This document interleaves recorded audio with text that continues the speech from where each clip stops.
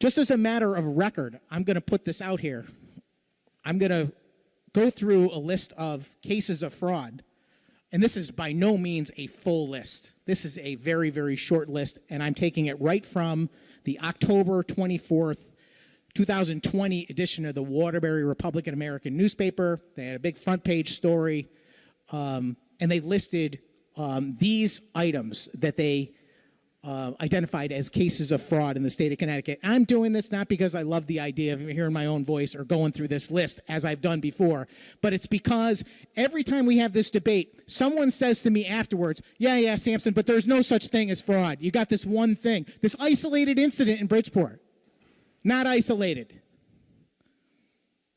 I'm not going to use the names of any of these folks, but I do have them if anyone wants to approach me afterwards. 2018, Stafford, Connecticut, 2 cases. A gentleman was convicted of making a false statement on an absentee ballot as well as second-degree forgery, both Class D felonies. Committed the crime October 28, 2017 in connection with the November 27 mayoral election in Stafford. 3-year suspended sentence. A gentle lady was convicted of making a false statement on an absentee ballot as well as second-degree forgery, also both Class D felonies, and she committed the crime on the same date in connection with the same mayoral election in Stafford. She received a 5-year suspended sentence. 2013, Hartford.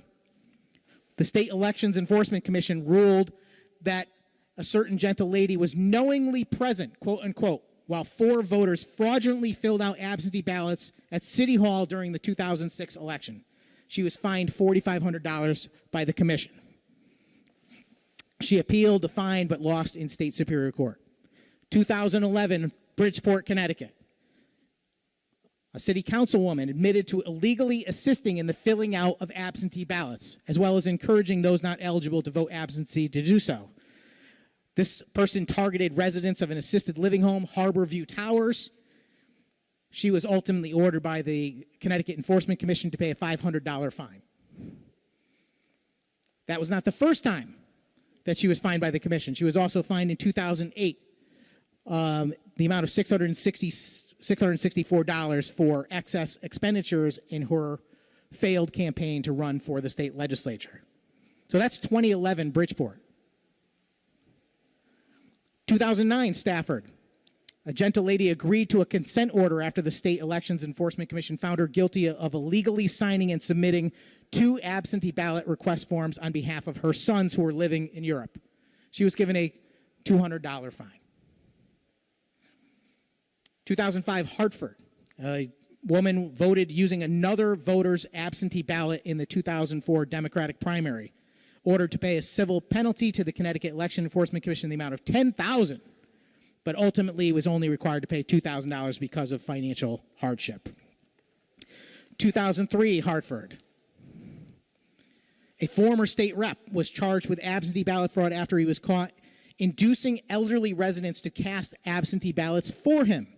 After a lengthy court battle, he pleaded guilty to felony charges of ballot fraud and agreed to pay a $10,000 fine, one of the largest fines ever imposed by the SEC. A Superior Court judge sentenced him to 2 years probation in order to perform 1,000 hours of community service. I think in this list, that is the only time there's been any serious and significant penalty in one of these cases. And that's a mistake. We should create a significant deterrent to this type of activity. 2001, Bridgeport, once again, 4 more cases. A woman, while serving as a Democrat on the Bridgeport Town Committee, engaged in a range of absentee ballot-related fraud.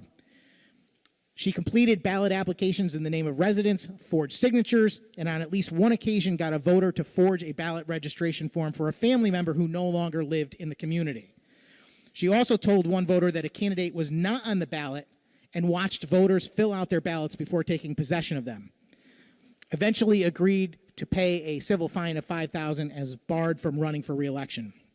Another gentleman, a city councilman, pleaded guilty to being present while people cast their absentee ballots and subsequently taking those ballots while running for re-election in the town's Democratic primary in Bridgeport.